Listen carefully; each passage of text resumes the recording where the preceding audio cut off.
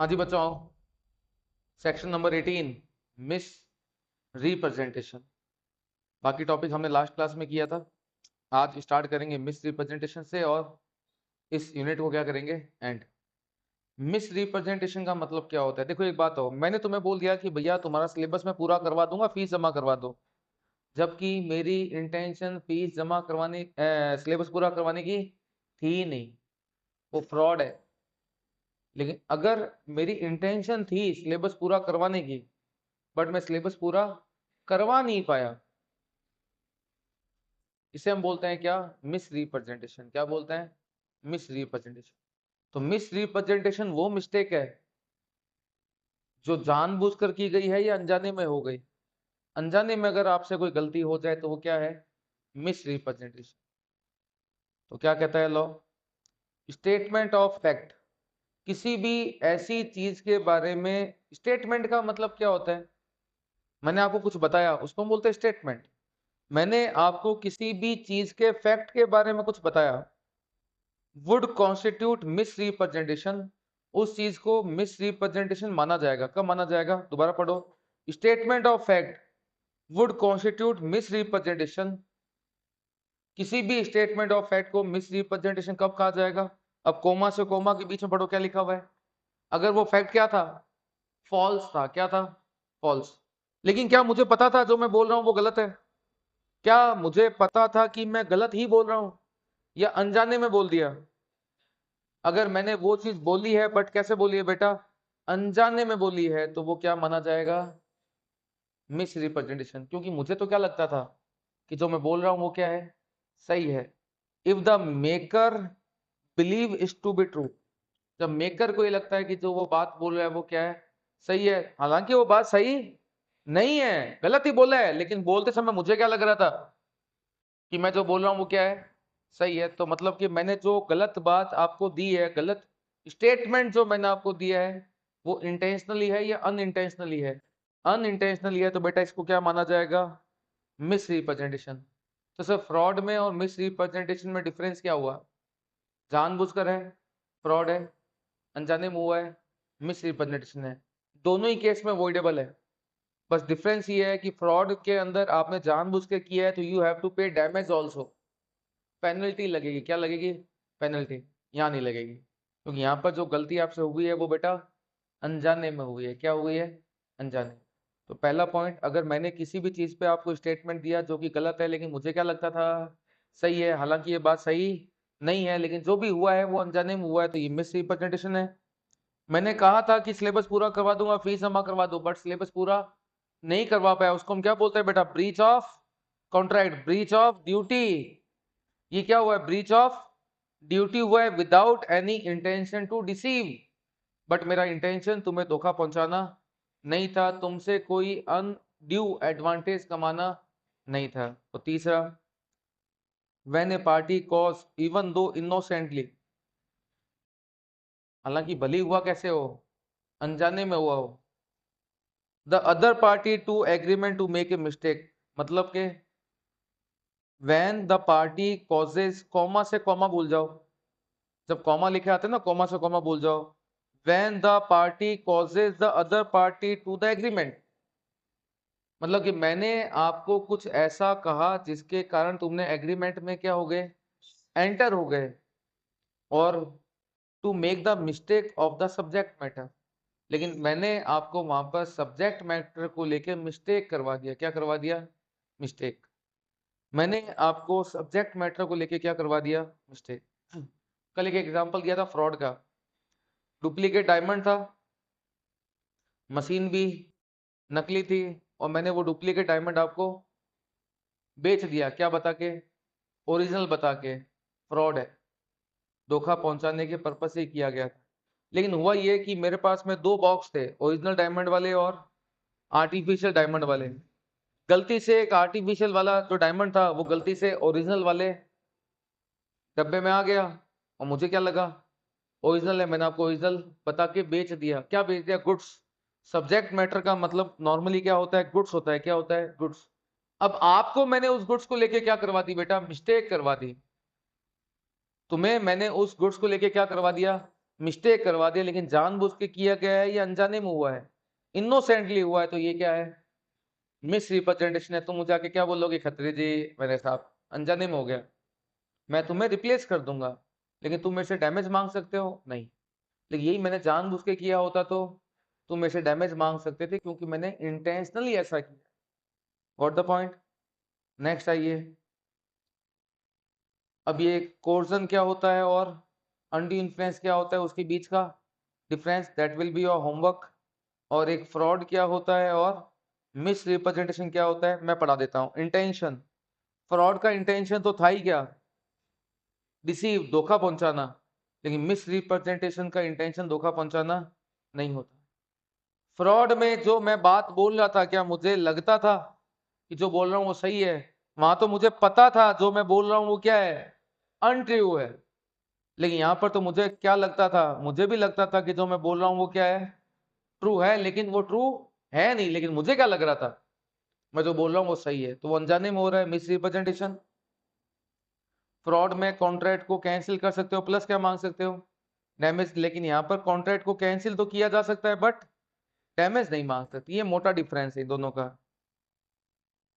The party using the fraudulent act. अच्छा एक बात हो, मैंने आपको गोल्ड का कोई आइटम बेचा, मुझे पता था ये फर्जी है। क्या है? फर्जी है, मतलब कि ये गोल्ड ओरिजिनल नहीं है। मैंने आपको गोल्ड का आइटम दिया, मशीन दिखाई गोल्ड को मेजर करने वाली, वो भी फेक, गोल्ड भी फेक, मशीन भी फेक, और तुमको मैंने क्या बोल दिया, ओरिजिनल है ले लो। तुमने ओरिजिनल समझ के खरीद लिया। क्या तुम आके बोलोगे या नहीं बोलोगे कि खत्री जी ये तो ओल्ड गोल्ड है ही नहीं, ये तो डुप्लीकेट है, गोल्ड ही नहीं है, तो आपने हमें बेवकूफ बना दिया? बोलोगे नहीं बोलोगे? फ्रॉड हुआ या नहीं हुआ?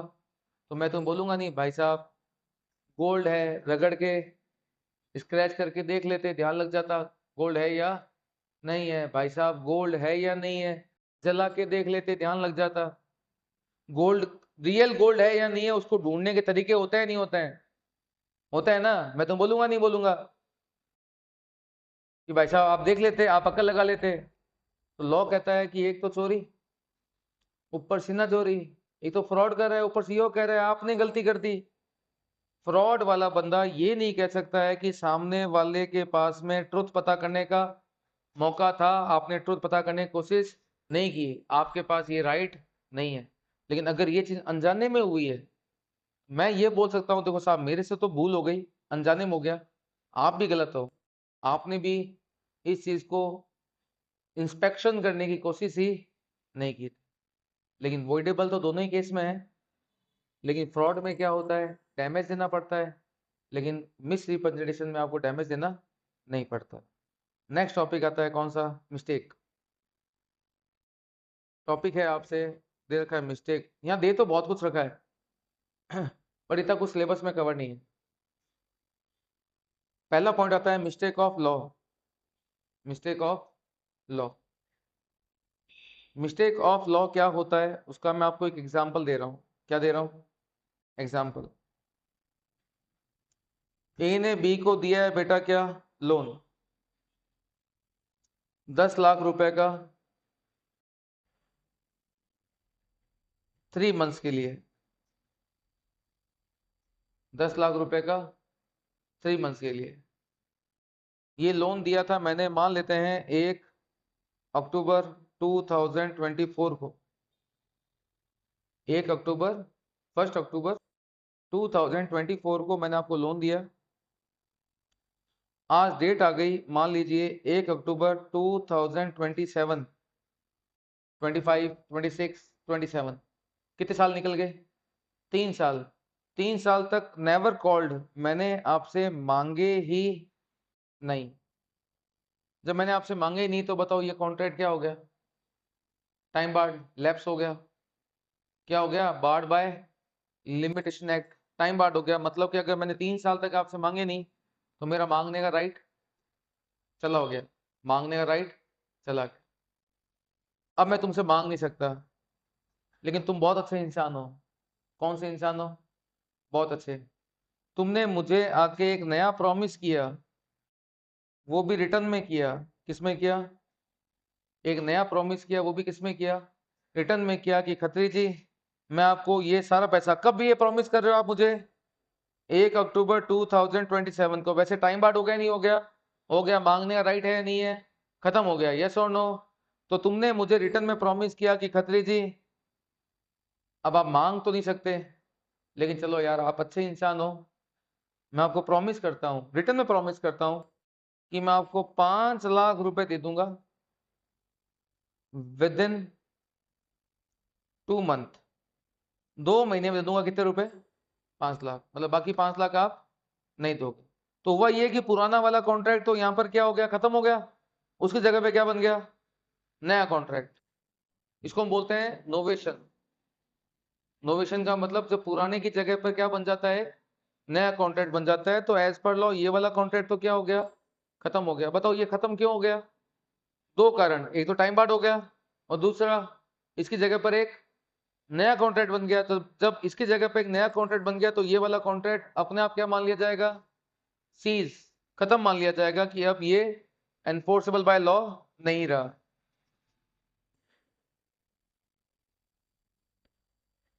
हाँ जी बेटा। अब प्रॉब्लम क्या हो गई? पुराने वाले कॉन्ट्रैक्ट से नया कॉन्ट्रैक्ट बन गया तो पुराना वाला कॉन्ट्रैक्ट खत्म हो गया और दूसरा वो क्या हो गया? टाइम बाद हो गया। तो आपने एक नया कॉन्ट्रैक्ट कर लिया। जैसे ये नया कॉन्ट्रैक्ट हुआ that concept is known as novation. अब this contract, old contract need not to be perform. अभी परफॉर्म करने की जरूरत नहीं होती। 5 लाख डूब गए। क्यों डूब गए 5 लाख? क्योंकि 3 साल बाद में क्या हो गया? टाइम बाद। तो इन्होंने एग्रीमेंट करने के बाद में मुझे आके बोला खत्री जी यार ये पंगा हो गया था यार, 5 लाख का फटका लग गया। मैंने क्यों?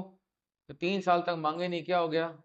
टाइम बाद। मैंने कहा 3 साल तो यहाँ से काउंट होते हैं। कहाँ से?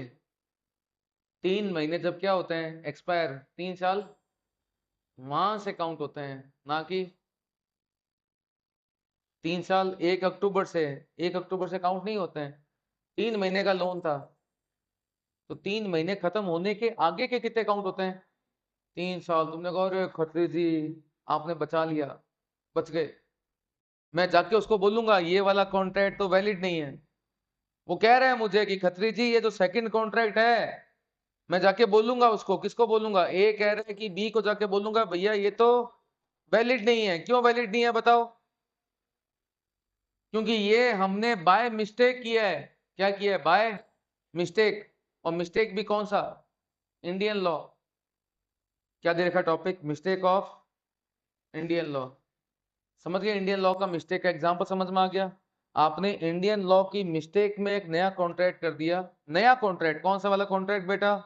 नया वाला। तो बताइए क्या ये जो नया वाला कॉन्ट्रैक्ट हुआ है क्या ये वैलिड माना जाएगा या नहीं माना जाएगा?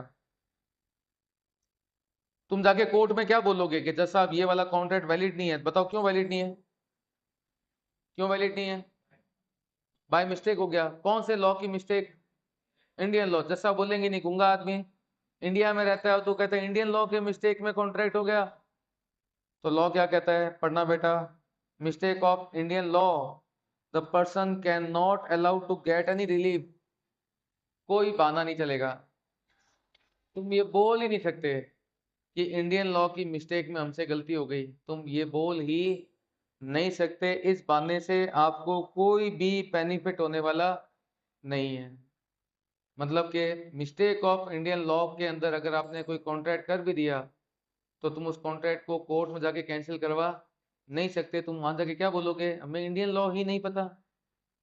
इंडिया में रह रहे हो, कहते इंडियन लॉ ही नहीं पता।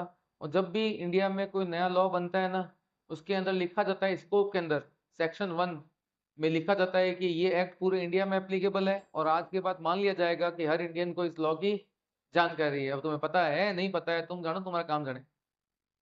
इंडियन लॉ की मिस्टेक से आपको कोई भी रिलीफ नहीं मिलेगा। मतलब मैं क्या कह रहा हूं, इंडियन लॉ की मिस्टेक में तुमने कोई कॉन्ट्रैक्ट कर लिया तो तुम उस कॉन्ट्रैक्ट को क्या कोर्ट में जाके कैंसिल करवा सकते हो? क्या नहीं करवा सकते। मतलब कि ये वाला कॉन्ट्रैक्ट वैलिड होगा या नहीं होगा? बताओ तो। इस कॉन्ट्रैक्ट को क्या माना जाएगा? It's still valid. ये कॉन्ट्रैक्ट क्या है? वैलिड है। वैलिड का मतलब अब तुम्हें 10 लाख मिलेंगे या 5 लाख मिलेंगे? 5 लाख ही मिलेंगे, 10 लाख नहीं मांग सकते। लेकिन सर ऊपर वाला तो कैंसिल हुआ ही नहीं।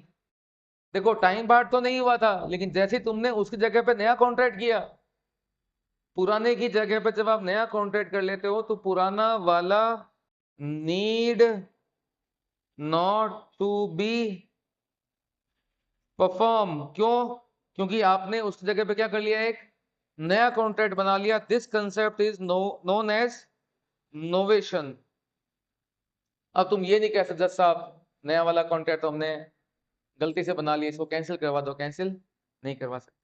लेकिन सर मान लो फॉरेन लॉ की मिस्टेक में हमने कोई कॉन्ट्रैक्ट कर लिया, तो क्या मैं तुमसे ये उम्मीद करूंगा कि तुम्हें फॉरेन लॉ भी पता हो?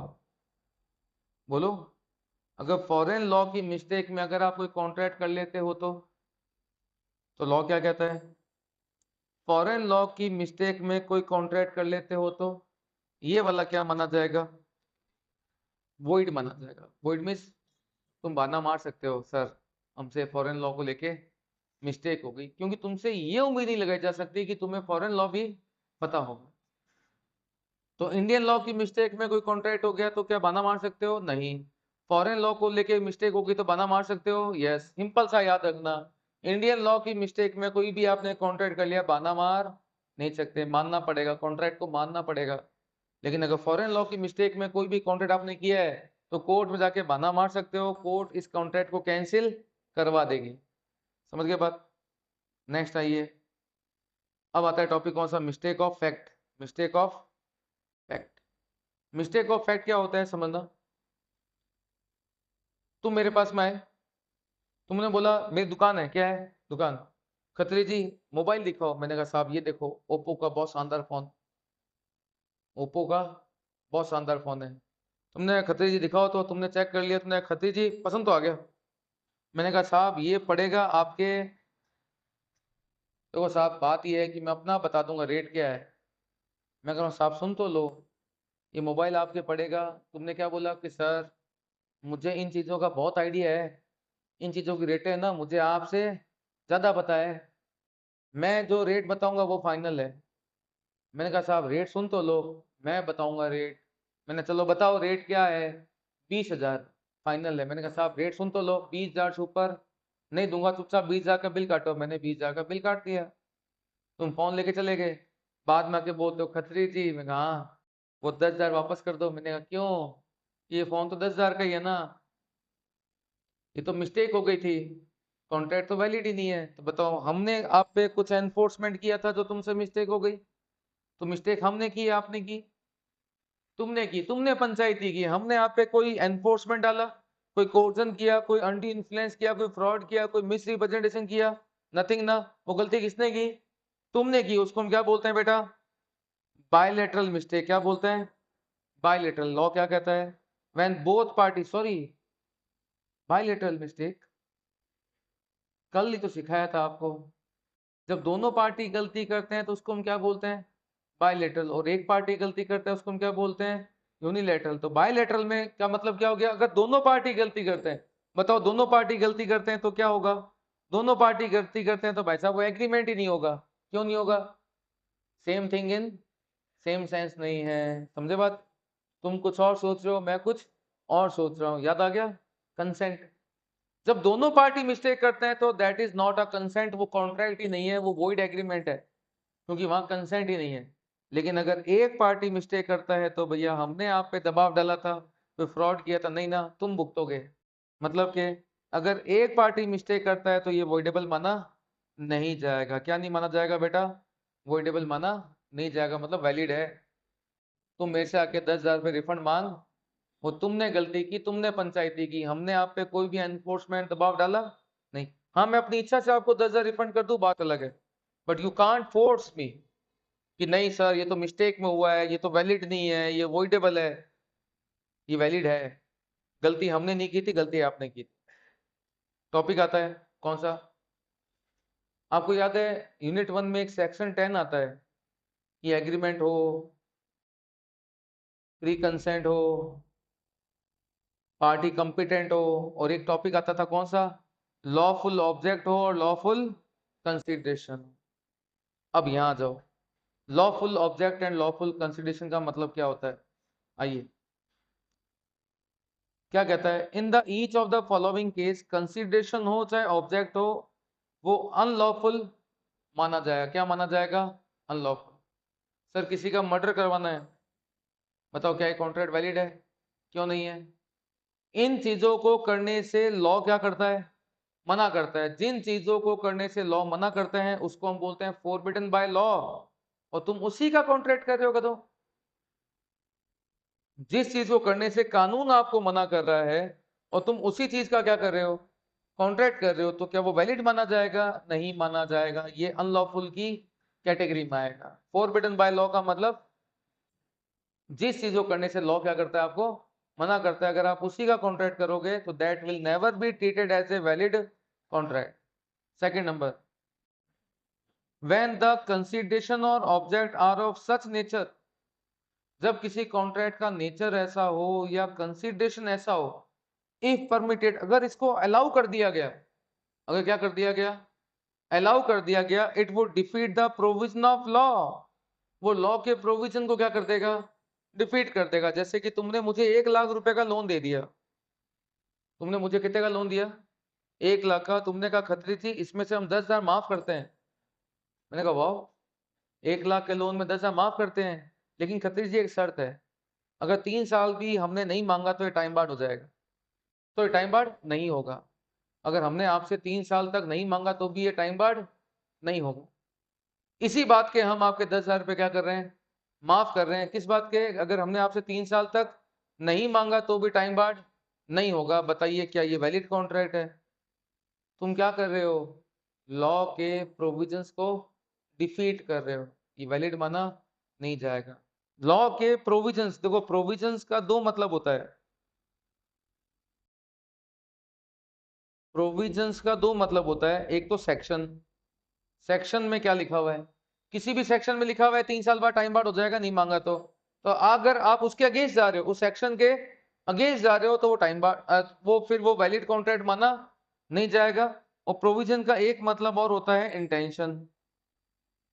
देखो बेटा, हर लॉ को बनाने का अपना क्या होता है? एक इंटेंशन होता है। क्या होता है? इंटेंशन। अगर आप उस लॉ के इंटेंशन के अगेंस्ट जा रहे हो तो फिर वो ऑब्जेक्ट या कंसिडरेशन है, उसे वैलिड माना नहीं जाएगा। जैसे कि हिंदू लॉ कहता है कि आप बच्चा गोद दे सकते हो, तो मैंने एक बच्चा पैदा हुआ, मैंने अंबानी को गोद दे दिया, महीने के ₹1,00,000 का भाड़ा आता है। मैंने बच्चा हुआ, मैंने किसको गोद दे दिया? अंबानी को। महीने का रेंट आता है कितने रुपए का? ₹1,00,000 का। बताओ वैलिड है या नहीं है? लॉ इसलिए बना था, हिंदू लॉ, कि आप बच्चा अडॉप्ट कर सकते हो, बच्चा अडॉप्शन में दे सकते हो। किस इंटेंशन से बना था? कि बच्चे को परिवार, परिवार को बच्चा मिल जाए, या इस इंटेंशन से बना था कि बेरोजगार को रोजगार मिल जाए, अनएम्प्लॉयड को कहीं ना कहीं से कमाई का एक सोर्स मिल जाएगा, इसलिए था। तो मतलब कि कुछ चीजें ऐसी होती है जिनमें लॉ जब बनाया जाता है तो उसका अपना एक इंटेंशन होता है। अगर आप उस इंटेंशन के अगेंस्ट जाओगे तो फिर वो वैलिड माना नहीं जाएगा। Third number, when it is fraudulent. Fraudulent और फ्रॉड में क्या डिफरेंस होता है? मैंने आपके साथ फ्रॉड किया, वो वॉइडेबल है। अब फ्रॉडुलेंट क्या होता है? फ्रॉडुलेंट ये होता है ए और बी कॉन्ट्रैक्ट कर रहे हैं कि दोनों मिलके सी के साथ फ्रॉड करेंगे और जो पैसा आएगा 50-50 आपस में बांट लेंगे। तो ए और बी के बीच में जो कॉन्ट्रैक्ट हो रहा है वो क्या है? फ्रॉडुलेंट है, वो वैलिड माना नहीं जाएगा। मतलब ए और बी ने कॉन्ट्रैक्ट क्या किया कि सी के साथ फ्रॉड करेंगे, जो पैसा आएगा आपस में बांट लेंगे। अब हुआ ये कि इन्होंने मिलकर सी के साथ फ्रॉड किया, सारा पैसा बी खा गया। तो क्या ए बी के अगेंस्ट कोर्ट में केस करके बोलेगा नहीं जज साहब हमने बात की थी पहले ही, हम सी को धोखा देंगे और जो पैसा आएगा आपस में बांट लेंगे? तो क्या ये कॉन्ट्रैक्ट वैलिड है? ये वॉइड एग्रीमेंट है। लेकिन हाँ, सी के साथ जो कॉन्ट्रैक्ट हुआ था ए और बी का, वो है वॉइडेबल। तो इन दोनों का जो है वो तो फ्रॉड है, वो क्या है? वॉइड एबल है। लेकिन इन दोनों के बीच में जो हो रहा है वो क्या है? वॉइड एग्रीमेंट है। Got the point? इसको हम बोलते हैं फ्रॉडुलेंट। तीसरा, सॉरी, फोर्थ नंबर पॉइंट में प्रॉब्लम यह है कि लॉ में सेक्शन ही खा गए, सेक्शन ही खा गए। सेक्शन मतलब फोर्थ नंबर पॉइंट का जो कंटेंट है वो खा गए। अभी समझाता हूँ फोर्थ नंबर पॉइंट में क्या लिखा है। हाँ जी, यहाँ टॉपिक लिखो, टॉपिक का नाम क्या है? टॉपिक का नाम है injury to another, injury to another, sorry sorry sorry sorry, injury to person और प्रॉपर्टी ऑफ अनदर। मैं खा गया था कंटेंट पूरा। इंजरी टू पर्सन और property of another.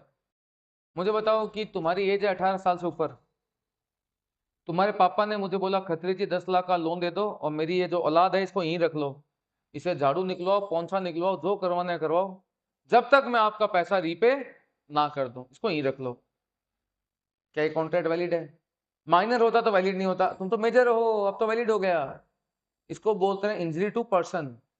Injury to person के केस वो होते हैं जहां पर हम कहते हैं ना कि बंधुआ मजदूरी, समझते हो, बंधुआ मजदूरी में स्लेवरी, तो वो कॉन्ट्रैक्ट जो स्लेवरी को प्रमोट करते हैं वो कहलाता है इंजरी टू पर्सन, वो कॉन्ट्रैक्ट कभी वैलिड माने नहीं जाएंगे। और एक आता है इंजरी टू पर्सन और प्रॉपर्टी ऑफ अनदर। प्रॉपर्टी क्या होता है? देखो एक बात, तुम है ना फेविकॉल कंपनी में काम करते हो, किस में काम करते हो? फेविकॉल कंपनी में। तुम मेरे स्टूडेंट हो, मैंने तुम्हें फोन करके बोला भाई एक बात बताइए, फेविकॉल का जोड़ इतना मजबूत क्यों है? इसने कहा सर इसका एक साइंटिफिक फार्मूला है। मैंने कहा बताना। बताइए वो जो साइंटिफिक फार्मूला है वो उस फेविकॉल कंपनी का क्या है? पेटेंट है, कॉपीराइट है, ट्रेडमार्क है, बेसिकली है क्या वो? उसका पेटेंट है। मैंने कहा बताना, घर पे 2 लाख पहुंचा दूंगा। बताओ मैं क्या कर रहा हूं तुम्हारे साथ? तुम्हारे साथ मिलके मैं किसी की प्रॉपर्टी पर नुकसान पहुंचा रहा हूँ। प्रॉपर्टी का मतलब ये नहीं मैं किसी की प्रॉपर्टी तोड़ रहा हूँ, उसकी प्रॉपर्टी को ब्रीच कर रहा हूँ।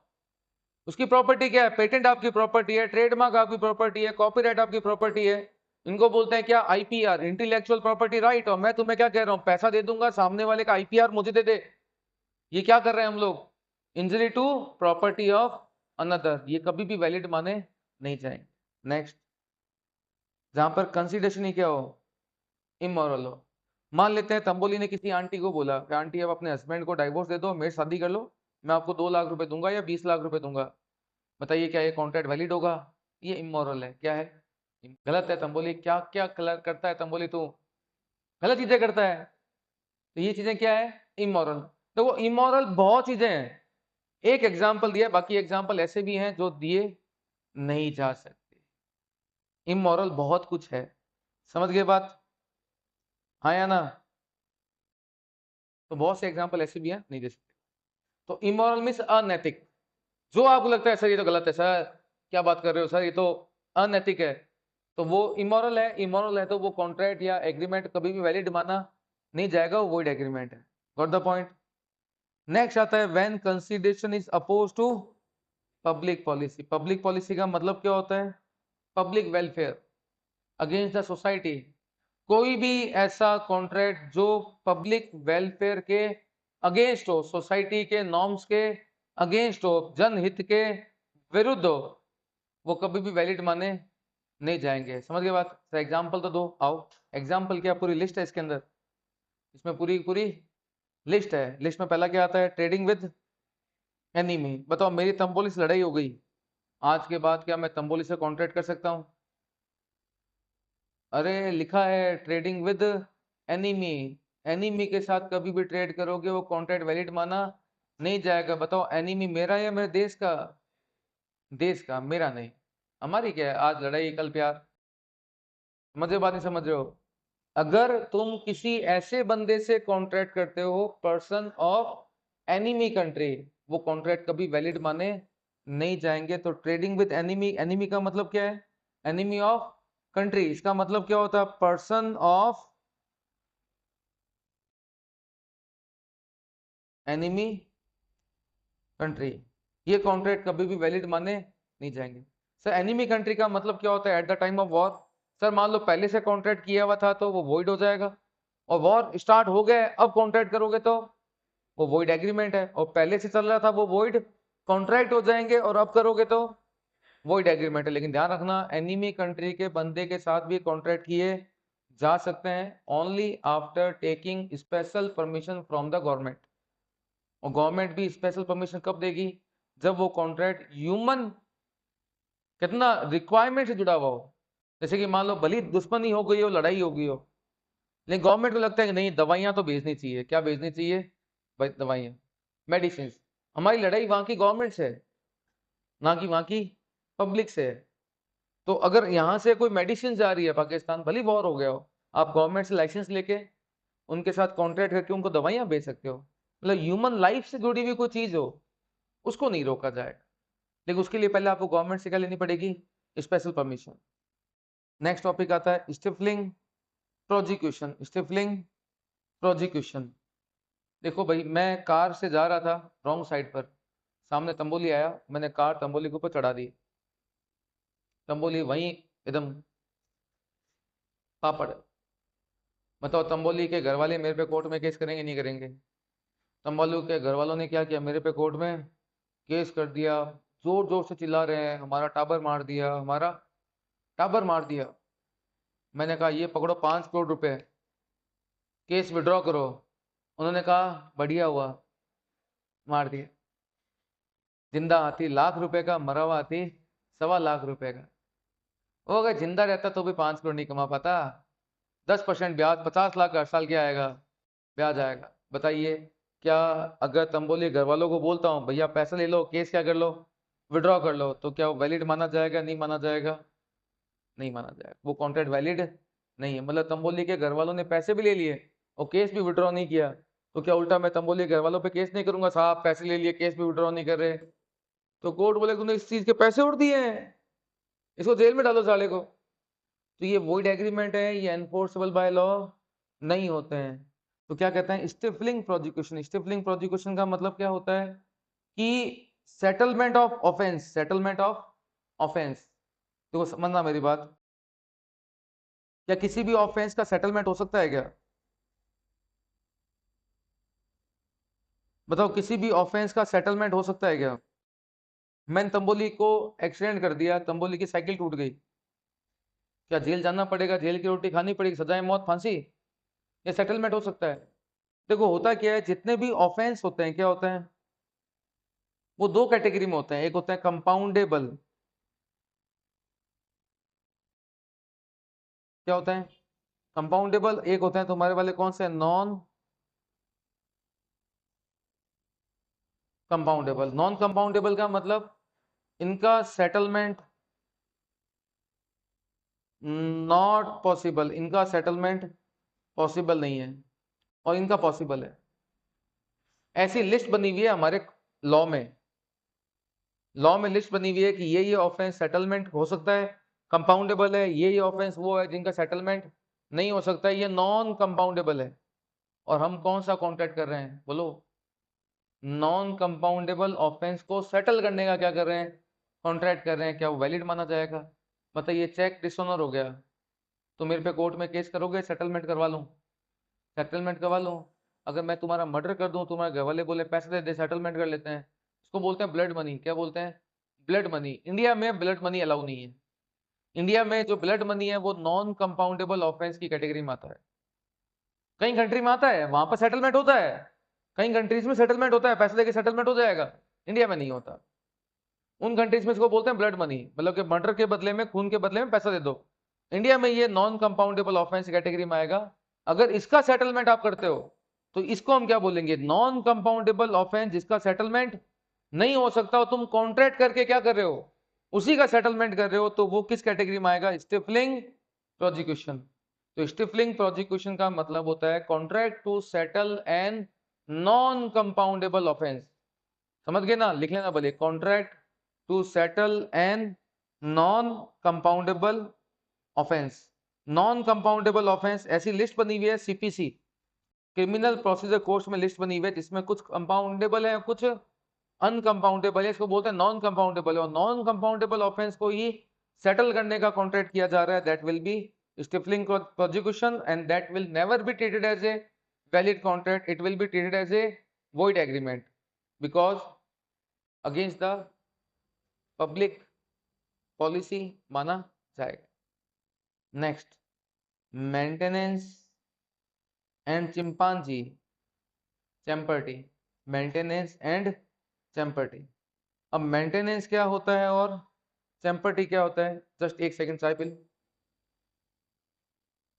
हाँ जी भाई, चाय खत्म।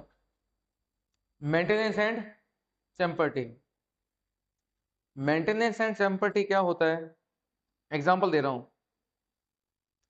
ए ने बी को बोला कि मैं तेरे को 1 लाख रुपए देता हूं, जाके सी पर केस कर दे। ए ने बी को क्या बोला? मैं तुझे 1 लाख रुपए देता हूं, जाके सी पे क्या कर दे? केस कर दे।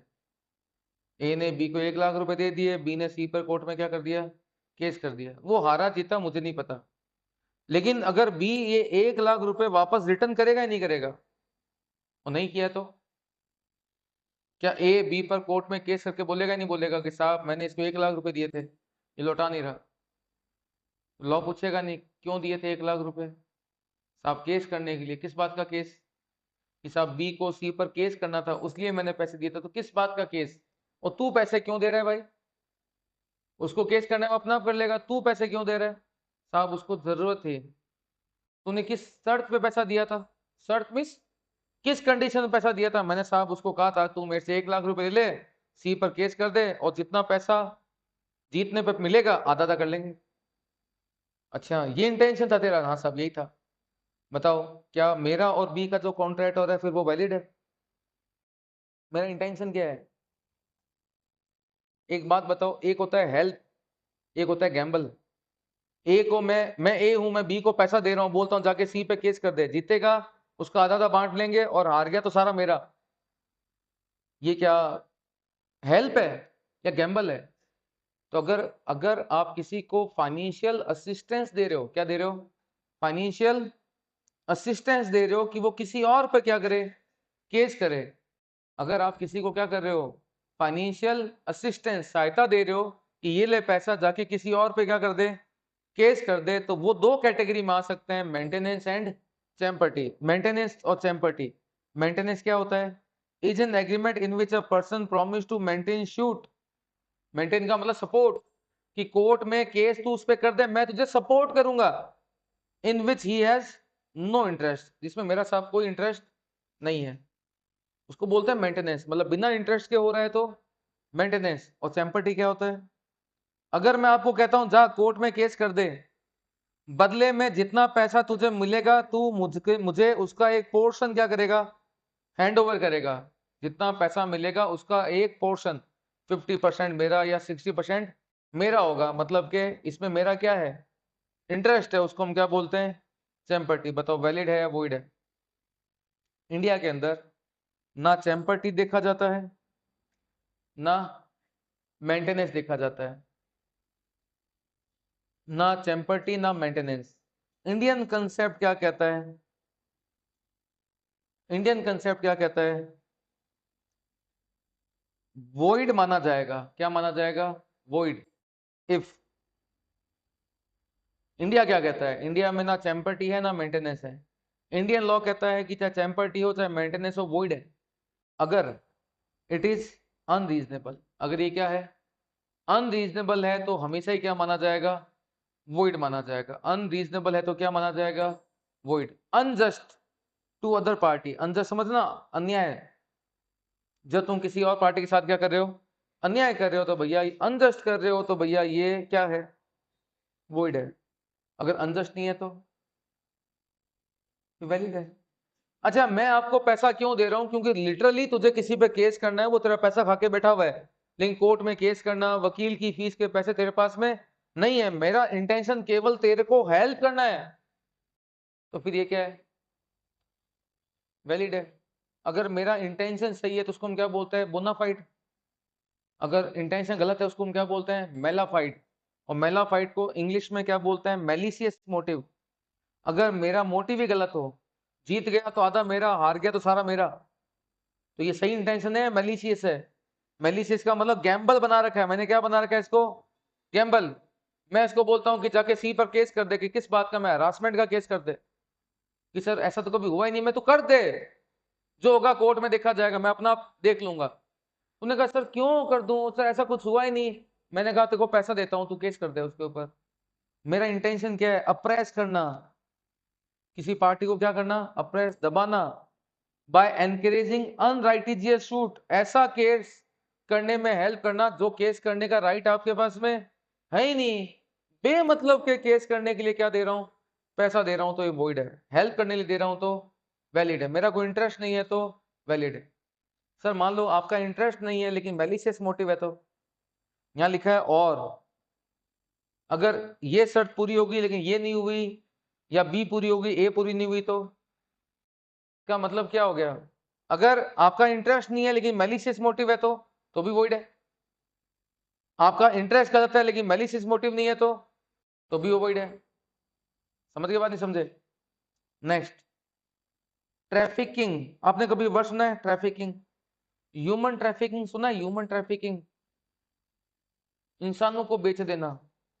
ट्रैफिकिंग का मतलब होता है सेल परचेज। ह्यूमन ट्रैफिकिंग का मतलब इंसान को ही बेच दिया। तो इंसान को क्या बेच दिया? उसके भाई बॉडी पार्ट्स बेच दिए, उसको बोलते हैं ह्यूमन ट्रैफिकिंग। अब ह्यूमन ट्रैफिकिंग नहीं बता रहा। ट्रैफिकिंग का मतलब क्या होता है? सेल परचेज किसका हो रहा है? Public offices. क्या public office? Government job. Public office का मतलब क्या होता है? Government job, government recognition, titles. Sir CA की डिग्री दिलवा दो ना, पापा कह रहे हैं 1 करोड़ दे देंगे। हाँ हाँ दिलवा देंगे, बताइए क्या है, कॉन्ट्रैक्ट वैलिड है? फिर मैं बोल दूं कि यार मुझे तो इस साल इंडिया का परम वीर चक्र चाहिए, पापा कह रहे हैं मेरे भी 1 करोड़ दे देंगे। बताओ ये किसको मिलने चाहिए? जो डिजर्विंग हो। पैसा देके अगर किसी भी तरीके से गवर्नमेंट जॉब, गवर्नमेंट रिकॉग्निशन खरीद रहे हो, पैसा देके गवर्नमेंट जॉब या गवर्नमेंट रिकॉग्निशन खरीद रहे हो, तो ये वॉइड एग्रीमेंट माना जाएगा, अगेंस्ट द पब्लिक पॉलिसी है ये। नेक्स्ट, कोई भी ऐसा एग्रीमेंट जिसका इंटेंशन क्या हो? मोनोपोली क्रिएट करना। बताओ मोनोपोली क्रिएट करते हो तो क्या होगा? नुकसान किसका होगा? पब्लिक का। गवर्नमेंट ऐसा कभी करने नहीं देगी। दो कंपनियां अगर कोई भी कॉन्ट्रैक्ट कर रही है जिसका इंटेंशन केवल और केवल क्या है? मोनोपोली क्रिएट करने का है, तो भाई साहब वो कभी भी वैलिड माना नहीं जाएगा। मोनोपोली क्रिएट करने के इरादे से अगर कोई भी कॉन्ट्रैक्ट होता है, that will never be termed as valid contract. देखो वोडाफोन और आइडिया दोनों मिलके क्या हो गए? एक हो गए। लेकिन उनको पहले कोर्ट में प्रूव करना पड़ा कि इनमें उनका इंटेंशन मोनोपोली क्रिएट करना नहीं है। अगर मर्ज होने का इंटेंशन क्या हो? मोनोपोली क्रिएट करने का हो, तो वैलिड माना नहीं जाएगा। फिर तो एयरटेल और जियो बोलते हैं चल क्यों आपस में लड़े? एयरटेल जियो के नाम से, ए जियो, एयरटेल जियो के नाम से क्या करते हैं, नई कंपनी खोल लेते हैं, दोनों मर्ज हो जाते हैं। इंटेंशन क्या है? मोनोपोली क्रिएट करने का है, तो वैलिड माना नहीं जाएगा, वॉइड एग्रीमेंट है। क्लियर है? Interference with the course of justice, न्याय के मार्ग में बाधा पहुंचाना। Interference with the course of justice. तुमने मेरे पे कोर्ट में केस कर दिया, मैंने एविडेंस खरीद लिए। तुमने मेरे पे कोर्ट में केस किया, मैं तुम्हारा वकील को ही खरीद लिया। तुमने मेरे पे कोर्ट में केस किया, मैं जज को ही खरीद लिया। बताओ, मैंने एविडेंस खरीद लिए, मैंने जज को खरीद लिया, मैंने वकील ही खरीद लिया। उन सबसे मेरा कॉन्ट्रैक्ट हुआ होगा, बट क्या वो कॉन्ट्रैक्ट वैलिड माना जाएगा? वॉइड है। क्या है? वॉइड। क्योंकि अगर इस तरीके से काम करते हो तो क्या कभी भी किसी इंसान को इंसाफ मिलेगा? नहीं मिल पाएगा, तो ये कॉन्ट्रैक्ट कभी भी वैलिड माने नहीं जाएंगे। नेक्स्ट आता है इंटरेस्ट अगेंस्ट ऑब्लिगेशन। देखो भैया, मैं तुम्हें पढ़ा रहा हूँ, मेरी ऑब्लिगेशन है, मुझे पैसा दे रहे हैं प्रशांत सर। मैं तुम्हें पढ़ा रहा हूँ, ये मेरी ऑब्लिगेशन है। मुझे पैसा कौन दे रहे हैं? प्रशांत सर दे रहे हैं। और मैं तुम्हें बोलता हूँ तेरे डाउट है, 500 रुपये ते डाउट ले लूंगा। तो भैया पढ़ा रहा हूँ तो डाउट लेना भी तो मेरा ऑब्लिगेशन है। इसी चीज के पैसे मांग लूँ तो वो वॉइड है, वैलिड एग्रीमेंट माना नहीं जाएगा। देखो, जो काम करना आपका ऑब्लिगेशन है। अगर मैं समर्थ में पार्टनर हूँ, क्या हूँ? समर्थ में क्या हूँ? पार्टनर हूँ। और कोई सब्जेक्ट का टीचर नहीं है, तो उस टीचर को हायर करना मेरा क्या है? ऑब्लिगेशन है। उस टीचर को मैं बोलता हूँ घर पे 1 लाख रुपए पहुंचा दो, मैं नौकरी लगवा दूंगा। क्या कर रहा हूँ? अपनी ऑब्लिगेशन से मैं बेमतलब के अनड्यू एडवांटेज कमा रहा हूं। उसको बोलते हैं इंटरेस्ट अगेंस्ट ऑब्लिगेशन। जो काम करना आपकी ऑब्लिगेशन है, उसी चीज के बदले में आप सामने वाले से क्या ले रहे हो? पैसा ले रहे हो। अनड्यू क्या ले रहे हो? बेनिफिट्स ले रहे हो। तो भैया वो कॉन्ट्रैक्ट कभी भी वैलिड माने नहीं जाएंगे। अगला, compensation unlawful in part.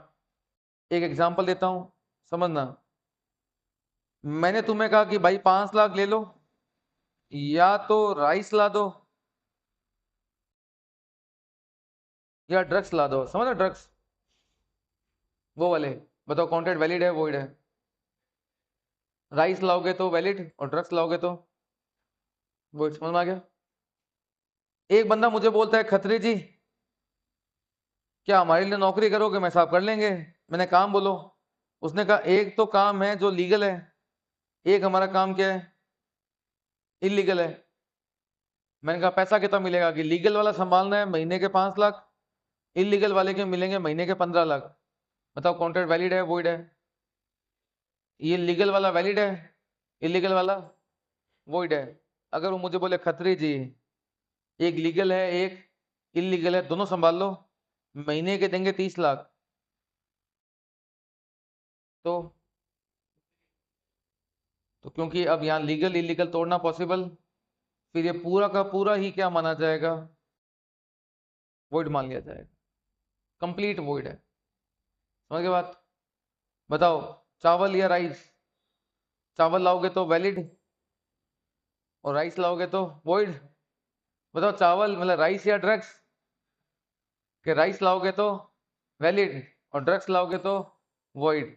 Legal वाला काम कर दो 50,000, इलीगल वाले के 1.5 लाख। लीगल वाला वैलिड, इलीगल वाला वॉइड, दोनों के मिला के दूंगा 2 लाख, तो पूरा ही क्या मान लिया जाएगा? वॉइड मान लिया जाएगा। दैट कंसेप्ट कवर हो गया। Unlawful in part, partly lawful partly unlawful. Void agreement, void agreement कहाँ कहाँ होता है? अगर इनकम्पिटेंट पार्टी हो, माइनर के साथ कर लिया तो वॉइड एग्रीमेंट। आपको याद है बायलेटरल मिस्टेक, दोनों पार्टी मिस्टेक कर रहे हैं तो भी क्या है? Void agreement. जहां पर कंसीडरेशन या ऑब्जेक्ट क्या है? अनलॉफुल, तो भी वॉइड एग्रीमेंट। जहां पर अनलॉफुल इन पार्ट वो भी बताया था, वो भी void agreement. Restrain of marriage ये कहां से आ गया? रेस्ट्रेन ऑफ ट्रेड ये कहां से आ गया? रेस्ट्रेन ऑफ लीगल प्रोसीडिंग ये कहां से आ गया? Meaning which is uncertain. Sir 100 kg pulses चाहिए, 100 kg पल्सेस मिल जाएंगे, क्या कॉन्ट्रैक्ट वैलिड है? पल्सेस मीन्स दालें, कौन सी वाली भाई, कौन सी वाली? ये मूंग और मसूर की दाल, ये चने की दाल, ये मूंग की दाल। मीनिंग सर्टेन नहीं है, कॉन्ट्रैक्ट वैलिड माना। लेकिन दुकान के ऊपर लिखा हो यहाँ पर मूंग की दाल मिलती है, यहाँ केवल मूंग की ही दाल मिलती है, तो फिर तो क्लियर ही है कि मूंग की ही दाल मिलती है, बात खत्म हो गई। बात समझ आ गई? तो अगर मीनिंग सर्टेन नहीं है आप सर्टेनिटी ढूंढ सकते हो कि वो वॉइड एग्रीमेंट माना जाएगा। लेकिन सर ये 3 पॉइंट कहां से आ गए? 6 7 और ये तो आपने पढ़ा ही नहीं, तो पढ़ लो ना। आओ अभी और भी है। वेजरिंग और इम्पॉसिबल। पहला आता है रेस्ट्रेन ऑफ मैरिज। बताओ हमारा जन्म क्यों हुआ है? तमोली शादी करने के लिए। और किस लिए पैदा हुए हैं? क्यों पढ़ते हैं? ब्याह हो जाए। क्यों पैसा कमाते हैं? ब्याह हो जाए। शादी करना हमारा क्या है? जन्म सिद्ध अधिकार है। और कोई आपको बोले, बशर्ते आप मेजर हो, कोई आपको बोले ये ले पैसा शादी मत करना, उसके बावजूद तुम शादी कर लो तो बताओ क्या वो बोलेगा नहीं साहब कॉन्ट्रैक्ट करके ब्रीच कर दिया, इस पे पेनल्टी लगाओ? नहीं लगा सकता, क्योंकि वो कॉन्ट्रैक्ट ही वैलिड नहीं है। क्योंकि शादी करना आपका जन्म सिद्ध अधिकार है, और कोई बंदा आपको बोले पैसा ले ले और शादी मत कर, तो भी ये कॉन्ट्रैक्ट वैलिड माना नहीं जाएगा, बशर्ते आप क्या हो? मेजर हो। क्या हो? मेजर। तो अगर मेजर को पैसा दे के बोला जाए कि शादी नहीं करनी है, तो क्या है? कॉन्ट्रैक्ट वैलिड है वॉइड है? वॉइड माना जाएगा, ये वैलिड नहीं है। शादी करना हमारा जन्म सिद्ध अधिकार है। तो हमारा तो हो गया, अब तुम्हारा अधिकार है। तुम बोली समझ रहा ना? तुम्हारा अधिकार है, करो शादी यार, पैदा ही किस लिए हो? शादी करने की। दूसरा agreement in restrain of trade. अच्छा पहला अधिकार हमारा शादी करना है, तो दूसरा अधिकार हमारा कौन सा है? बिजनेस करना। कोई मुझे बोले कि मनीष जी समर्थ कॉमर्स क्लासेस को बंद करो और 1 करोड़ रुपए ले लो, क्या कॉन्ट्रैक्ट वैलिड है? ना भैया। आप किसी को पैसा दे के उसको बिजनेस करने से रोक नहीं सकते हो, ये वॉइड है। लेकिन कोई मुझे बोले खत्री जी 1 करोड़ ले लो समर्थ क्लासेस बंद कर दो, मिल के पढ़ाते हैं यार बढ़िया लेवल पर, 1 करोड़ ले लो, समर्थ बंद कर दो, मिलके पढ़ाते हैं बढ़िया लेवल पर, फुल लेवल पे पढ़ाते हैं। वैलिड है, वॉइड है? वैलिड है। लेकिन उसमें भी अगर उसका इंटेंशन क्या हो, मोनोपोली क्रिएट करना हो, फिर वो वॉइड माना जाएगा। तो बताओ, मैं एक डॉक्टर को बोलता हूँ, डॉक्टर साहब, मैं भी डॉक्टर, आप भी डॉक्टर, मैंने बोला डॉक्टर साहब 1 करोड़ पे लो, क्लिनिक बंद करो, घर बैठो, ये वॉइड है। मैं बोलता हूँ डॉक्टर साहब क्या क्लिनिक खोल रखी है यार, आओ यार मिलके साथ काम करते हैं, आप मेरी क्लिनिक में आओ, मिलके, बढ़िया हॉस्पिटल है अपना, आपकी क्लिनिक है, मेरा बढ़िया, मिलके काम करते हैं साहब, बंद करो उसको, 1 करोड़ ले लो, वैलिड है। समझ गया? लेकिन उसमें भी आपका इंटेंशन क्या हो, बीकानेर में 2 ही हॉस्पिटल थे, एक आपका था, एक मेरा था, इंटेंशन क्या है, मोनोपोली क्रिएट करना, तो फिर उसे वॉइड माना जाएगा। समझ गए बात? उसको हम बोलते हैं रेस्ट्रेन ऑफ ट्रेड, व्यापार करने से रोकना। सेक्शन जरूर याद रखना, सेक्शन 27, सेक्शन बहुत बार आता है, सेक्शन 27, चाहे वो पार्टनरशिप एक्ट हो, चाहे कहीं पे भी हो, सेक्शन 27 बहुत काम आता है। Next, agreement in restrain of legal proceeding. तुमने मुझे बोला खत्री जी माल चाहिए, मैंने कहा 1 शर्त पे मिल जाएगा, अगर खराब निकल गया कोर्ट में केस नहीं करोगे। ये क्या बकवास हुई यार, ये कॉन्ट्रैक्ट वैलिड माने नहीं जाएंगे। अच्छा, होता क्या है कि अगर आपने गुड्स खरीदा है, खराब निकल गया, तो आप उस पर कोर्ट में केस कर सकते हो, नहीं कर सकते हो? कब तक? रीजनेबल टाइम के अंदर। सर रीजनेबल टाइम कहाँ लिखा होता है? लिमिटेशन एक्ट के अंदर। कहाँ लिखा होता है? Limitation act. मान लेते हैं लिमिटेशन एक्ट में लिखा हुआ है 15 दिन, कि अगर माल खराब निकलता है तो 15 दिन में केस कर सकते हो। अब आप मुझसे माल खरीदो, मैंने कहा भाई साहब माल 1 शर्त पे बेचूंगा, अगर खराब निकल गया तो 15 दिन के बाद ही कोर्ट में केस करना। क्यों हंस क्यों रहे हो? 15 दिन के बाद तो केस वैसे भी, हमने तो यही किया, एग्रीमेंट क्या वैलिड माना जाएगा? मैं बोलता हूँ कि भाई साहब कॉन्ट्रैक्ट करना है कर लो, माल 1 ही शर्त पे बेचेंगे, अगर खराब निकल गया या कुछ भी हो गया, केवल बीकानेर कोर्ट में केस करोगे। बताओ, मैं पूरा इंडिया माल सप्लाई करता हूँ, यूपी वाले यूपी में केस कर रहे हैं, बिहार वाले बिहार में केस कर रहे हैं, पंजाब वाले पंजाब में केस कर रहे हैं, मैं बिजनेस लाऊंगा, तारीखों पे जाऊंगा। मैं आपको केस करने के लिए मना थोड़ा कर रहा हूँ, मैं तो आपको क्या कह रहा हूँ, केवल बीकानेर कोर्ट में केस कर लेना, ये क्या है, वैलिड है। मैं बोलूँ केस कर ही नहीं सकते, वॉइड है। मैं कहता हूँ बीकानेर कोर्ट में केस कर लेना, बीकानेर में कोर्ट ही नहीं है, ये वॉइड है। सर क्या बकवास कर रहे हो, बीकानेर में तो कोर्ट है, खुले की तब कर लेना, ये वॉइड है। लेकिन अगर मैं आपको कह रहा हूँ कि बीकानेर कोर्ट में केस कर लेना, तो ये क्या है, अगर कोर्ट है तो क्या है, ये वैलिड है। देखो, एक होता है केस कोर्ट में जाके, एक होता है आर्बिट्रेशन। आर्बिट्रेशन एक अलग, कोर्ट के ही सब होते हैं, सब हब होते हैं, समझ लो, सब होते हैं, कोर्ट के सब होते हैं आर्बिट्रेशन, जहां पर फैसला ऑन द स्पॉट होता है, फाइनेंशियल सेटलमेंट आर्बिट्रेशन में होता है। मैं बोलता हूँ भाई साहब कोई भी दिक्कत हो गई, कोर्ट में मत जाना, आर्बिट्रेशन में चल लेना, वैलिड है, वॉइड है? वैलिड है, क्योंकि आर्बिट्रेशन किसका पार्ट है, कोर्ट का ही पार्ट है, वहां चल लेना, वैलिड है। मैं कहता हूँ ना तो कोर्ट में चलना है, ना आर्बिट्रेशन में करना है, ये वॉइड है। और टाइम पीरियड मान लो 15 दिन है, मैं बोलता हूँ 15 दिन के बाद कोर्ट में केस कर लेना, तो वॉइड है। क्लियर है? नेक्स्ट टॉपिक, जिसका मीनिंग ही क्या हो, अनसर्टेन, तो वैलिड माना नहीं जाएगा। नेक्स्ट आता है कौन सा, वेजरिंग। आज बारिश आएगी या नहीं आएगी? अरे आज तो मैच है ना इंडिया का, किसके साथ मैच है ना इंडिया का, यूए के साथ क्या, आज इंडिया और यूए का मैच है यार, है ना तंबोली, कोहली को पूछना, आज इंडिया और यूएई का क्या है, मैच है, एशिया कप में कौन जीतेगी, इंडिया। लगी सर 500-500 की, यही तो वेजरिंग है, यही क्या है, वेजरिंग है, सट्टा। ये कॉन्ट्रैक्ट वैलिड माने नहीं जाते। तो वेजरिंग एग्रीमेंट्स, एग्रीमेंट क्यों बोला, कॉन्ट्रैक्ट क्यों नहीं बोला, अरे वही डे। तो क्या कहता है, जो भी एग्रीमेंट सट्टे को बढ़ावा देते हैं, वेजर, वो क्या है, वॉइड है। It is an agreement involve payment of sum of money upon determination of uncertain event. India जीतेगी हारेगी, अनसर्टेन, बारिश होगी या नहीं होगी, अनसर्टेन। लेकिन अगर ऐसा हो गया तो हमें क्या मिलेगा, पैसा, और हार गए तो देना पड़ेगा, एक जीतेगा और दूसरा हारेगा, that is known as wager. Wager में क्या होता है, एक जीतेगा और दूसरा हारेगा, डिपेंड करता है वो अनसर्टेन इवेंट किसकी, किसके फेवर में हैपन होता है। लेकिन एक बताओ, इंडिया के जीतने हारने में हमारा कोई इंटरेस्ट है? हमारा कोई इंटरेस्ट नहीं है, हमारा इंटरेस्ट तो केवल पैसा, जिस इवेंट में हमारा कोई भी इंटरेस्ट नहीं है। वेजिंग में क्या होता है, पैसा या पैसे के बराबर की शर्त लगाई जाती है। इंडिया के जीतने या नहीं जीतने पे लगता है, मतलब हैपनिंग और बारिश होगी या नहीं होगी, हैपनिंग नॉन हैपनिंग पे। उसका हैपन होना भी क्या है, अनसर्टेन है। दो पार्टी होते हैं, दोनों के जीतने हारने के चांस बराबर होते हैं। इसमें इंटरेस्ट केवल और केवल किस चीज में, बेट में होता है। उसके अलावा हमारा उस इवेंट में कोई भी इंटरेस्ट नहीं होता, पैसा। आगे नेक्स्ट टॉपिक आता है ट्रांजेक्शन सिमिलर टू वेजर। ये सारे ट्रांजेक्शन वेजर के जैसे होते हैं और क्या होते हैं, वॉइड होते हैं। जैसे कि पहला आता है लॉटरी। लॉटरी समझते हो क्या होता है, 50 रुपए की लॉटरी खरीदी, इनाम। लॉटरी में एक नंबर होता है, अखबार में न्यूज़पेपर में आता है लॉटरी नंबर, इस लॉटरी नंबर को इनाम मिलेगा ₹1,00,000, इस लॉटरी नंबर को इनाम मिलेगा ₹50,000। ये लॉटरी वाले क्या है, वॉइड है। लेकिन अपने राजस्थान में लॉटरी होता है क्या, नहीं होता। लेकिन कुछ स्टेट ऐसे भी हैं जहां पर लॉटरी को गवर्नमेंट क्या करती है, अलाउ करती है। फिर बोलो फिर, जो लॉटरी है ना, ऑलवेज क्या है, वॉइड है।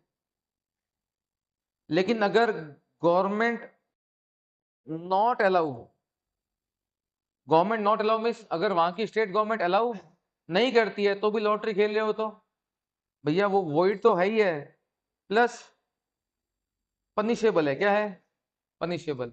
लेकिन वहां की गवर्नमेंट अलाउ कर दे तो भी वॉइड है, बट पनिशेबल नहीं। वॉइड तो हर हालत में, लॉटरी के ट्रांजेक्शन हर हालत में क्या है, वॉइड है।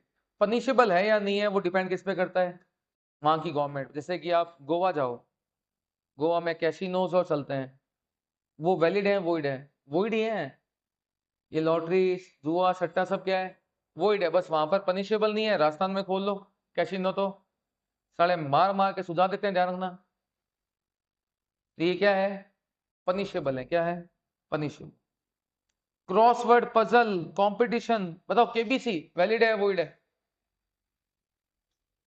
केबीसी में कितना, हाँ जीत चुके हैं 7 करोड़, वैलिड है, वॉइड है, वॉइड है।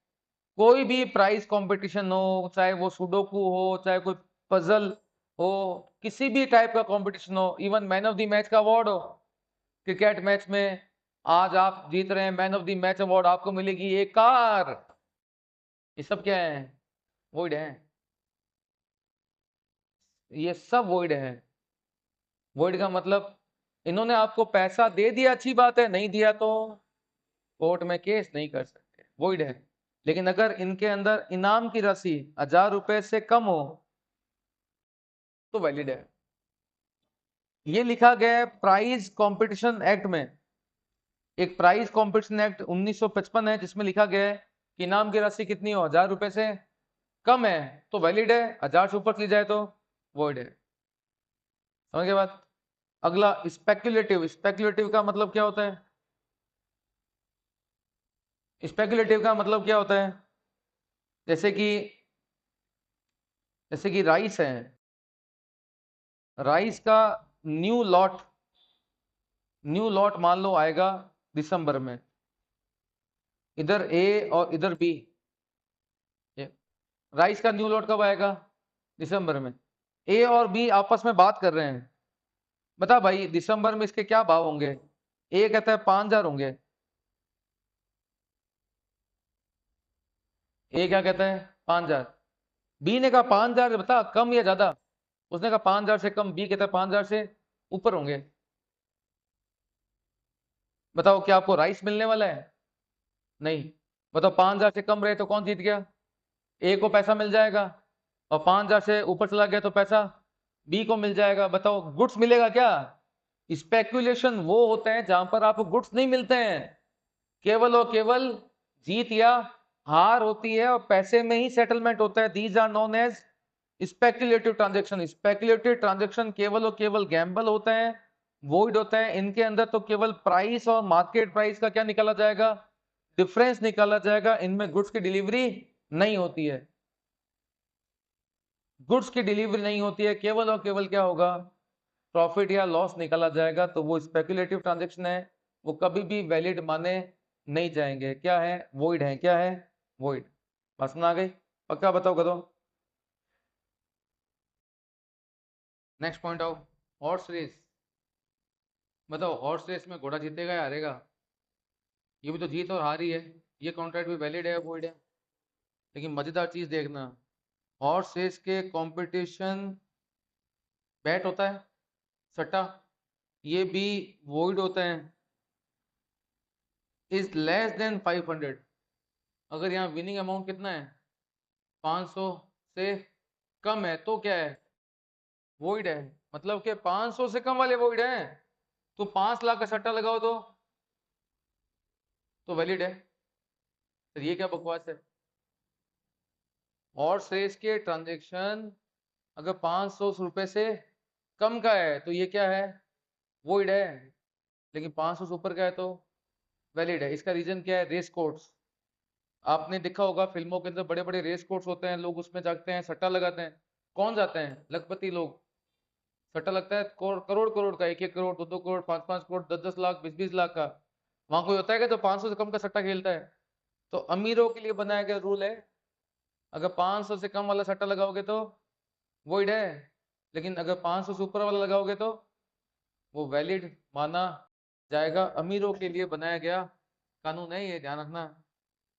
नेक्स्ट, ये वो ट्रांजेक्शन है जो लगते वेजरिंग जैसे हैं, रिजेंबलिंग मीन वेजरिंग के जैसे हैं बट वॉइड नहीं है, मतलब ये क्या है, वैलिड है। इसमें पहला आता है चिट फंड। चिट फंड क्या होता है, 100 लोगों से 100 100 रुपए लिए, 100 लोगों से 100 100 रुपए लिए, 10,000 चिट निकाला, जिसका नाम आ गया उसको दे दिया पैसा, 10,000। अगले महीने फिर 100 100 लोगों से 100 100 रुपए फिर आएंगे, 10,000, फिर चिट निकाला, अब जिसका नाम आएगा पैसा उसको दे दिया जाएगा। लेकिन जिसका नाम ऑलरेडी आ गया, अब इन दोनों के नाम की चिट पहली बार नहीं होगी। बताओ इसमें सट्टा है या नहीं है? 100 लोगों से लिया, वापस उन्हीं को दे दिया, तो ये चिट फंड होते हैं। क्या होते हैं, चिट फंड। ये वैलिड माने। नेक्स्ट आता है शेयर मार्केट ट्रांजेक्शन। एक बात और, शेयर मार्केट के अंदर मान लेते हैं आज सवेरे एक शेयर 100 रुपए का है, मैंने खरीद लिया, कोई 125 रुपए का, शाम को कितने हो गया, तो मैं क्या करूं, दो मैं 100 रुपए देके वो शेयर अपने डीमेट अकाउंट में ले लूंगा, जिसको बोलते हैं डिलीवरी, या चाहूं तो ये सौदा वहीं काट दूंगा, तो 25 रुपए मेरे खाते में आ जाएंगे। क्यों, 100 में खरीदा, 25 125 में बेच दिया, 25 का प्रॉफिट हो गया। तो यहाँ दोनों ऑप्शन है। कौन कौन से ऑप्शन है, डिलीवरी का भी ऑप्शन है और प्रॉफिट को सेटल करने का भी ऑप्शन है। तो ये वैलिड होते हैं, क्या होते हैं, वैलिड। और केवल ये बोला जाए कि प्रॉफिट या लॉस का सेटलमेंट होगा तो, डिलीवरी नहीं मिलेगी तो ये वॉइड की कैटेगरी में आ जाएगा। जहां दोनों ऑप्शन वैलिड, जहां पर केवल एक ऑप्शन प्रॉफिट का सेटलमेंट, वो क्या होगा, वॉइड की कैटेगरी में आएगा। बताओ स्किल्स एथलेटिक कंपटीशन अभी बताए थे थोड़ी देर पहले, वैलिड है, वॉइड है? 1,000 रुपए से कम वाले हैं तो वैलिड है, और 1,000 से ऊपर वाले हैं तो वॉइड है। तो ये कहता है अगर 1,000 से अंदर अंदर है तो ये क्या है, वैलिड है। 1,000 से ऊपर है तो ये क्या है, 1,000 से ऊपर है तो क्या है, ये वॉइड है, और 1,000 के अंदर अंदर है तो वैलिड है। शेयर मार्केट के ट्रांजेक्शन जहां पर केवल और केवल प्रॉफिट या लॉस का सेटलमेंट होगा तो वॉइड है, और जहां पर दोनों ऑप्शन होते हैं तो वहां क्या है, वैलिड है। और लास्ट चीज, इंश्योरेंस। इंश्योरेंस में होता यह है कि हम देते हैं प्रीमियम, बदले में क्या मिलता है, क्लेम। अगर आग लगी तो, यहाँ जुआ सट्टा हो रहा है क्या, यहाँ पर कोई गैम्बल है, नहीं। आप प्रीमियम दे रहे हो, बदले में आपको क्लेम मिल जाएगा। यहाँ पर कोई वॉइड माना नहीं जाएगा। इंश्योरेंस के कॉन्ट्रैक्ट क्या होते हैं बेटा, वैलिड होते हैं। क्या होते हैं, वैलिड। लेकिन वेजरिंग के कॉन्ट्रैक्ट क्या होते हैं, वॉइड होते हैं। क्लियर है, इंश्योरेंस वैलिड की कैटेगरी में आता है। नेक्स्ट टॉपिक दे रखा है कि इंश्योरेंस और वेजर के कॉन्ट्रैक्ट में क्या डिफरेंस होता है, बताइए। इंश्योरेंस में तो होता है क्षतिपूर्ति, जितना आपका नुकसान होगा हम कंपनसेट कर देंगे। लेकिन वेजर में क्या होता है, कोई क्षतिपूर्ति नहीं है, बारिश आ गई तो पैसा दे देंगे, नहीं आए तो वापस ले लेंगे। यहाँ तो मनी की बात हो रही है ऑन हैपनिंग और non happening of uncertain event consideration. Insurance में क्या होता है, प्रीमियम बदले में क्लेम, तो दोनों पार्टी को क्या मिलता है, कंसिडरेशन, लेकिन वेजर में केवल एक पार्टी जीतेगी, दूसरी हारेगी, वहां पर कोई म्यूचुअल कंसिडरेशन नहीं होता है। तीसरा, इंश्योरेंस बताओ मैं किस चीज का करवा सकता हूँ, जिस एसेट पर मेरे पास में क्या हो, इंश्योरेबल इंटरेस्ट। मैं कार का इंश्योरेंस करवा सकता हूँ अगर मेरी हो तो, मैं बाइक का इंश्योरेंस करवा सकता हूँ अगर मेरी हो तो, क्या मैं वाइफ का इंश्योरेंस करवा सकता हूँ अगर मेरी हो तो, क्योंकि मेरी वाइफ में मेरा क्या है, इंश्योरेबल इंटरेस्ट। क्या है, देखो इंटरेस्ट तो दूसरे की वाइफ में भी हो सकता है, इंटरेस्ट तो क्या हो सकता है, दूसरे की वाइफ में हो सकता है, लेकिन खुद की वाइफ में क्या होता है, इंश्योरेबल इंटरेस्ट। तो आप इंश्योरेंस करवा सकते हो केवल किसका, खुद की वाइफ का, क्योंकि उसमें तुम्हारा क्या होता है, इंश्योरेबल इंटरेस्ट। दूसरों की वाइफ में क्या होता है, इंटरेस्ट। तो एग्जाम्पल भूल जाना, ये ध्यान रखना, इंश्योरेंस केवल उस एसेट का करवाया जा सकता है जिस एसेट में आपके पास में क्या हो, इंश्योरेबल इंटरेस्ट हो। लेकिन भैया वेजरिंग में कोई इंश्योरेबल इंटरेस्ट नहीं होता, अरे वहां कोई इंटरेस्ट ही नहीं होता, वहां तो गैम्बल होता है, जीत या हार का। कॉन्ट्रैक्ट ऑफ इंश्योरेंस क्या होता है, नुकसान की भरपाई, लेकिन एक याद रखिए, लाइफ की भरपाई होती है क्या, नहीं। लाइफ इंश्योरेंस तो यहाँ ऐसा कोई इंडेमनिटी नहीं है, तो लूजर को विनर अपना पैसा किसे मांगेगा, लूजर से। यहाँ कोई इंडेमनिटी का कॉन्ट्रैक्ट, अगर इंश्योरेंस, अगर वेजर की बात करूं तो ये वॉइड है, और एग्रीमेंट की कैटेगरी में आते हैं, कोर्ट करवाया नहीं जा सकता, पेमेंट नहीं करे तो आप कोर्ट में केस कर सकते हो, no. Premium insurance public value, लेकिन जो वेजर होता है वो अगेंस्ट द पब्लिक पॉलिसी होता है, वो वॉइड की कैटेगरी में आता है। और the point, unit number 2 complete हो गया, आया ना गधो, समझ के बात। नेक्स्ट वीडियो में बात करेंगे नेक्स्ट यूनिट के साथ, ठीक है, टाटा बाय बाय, दफा हो जाओ।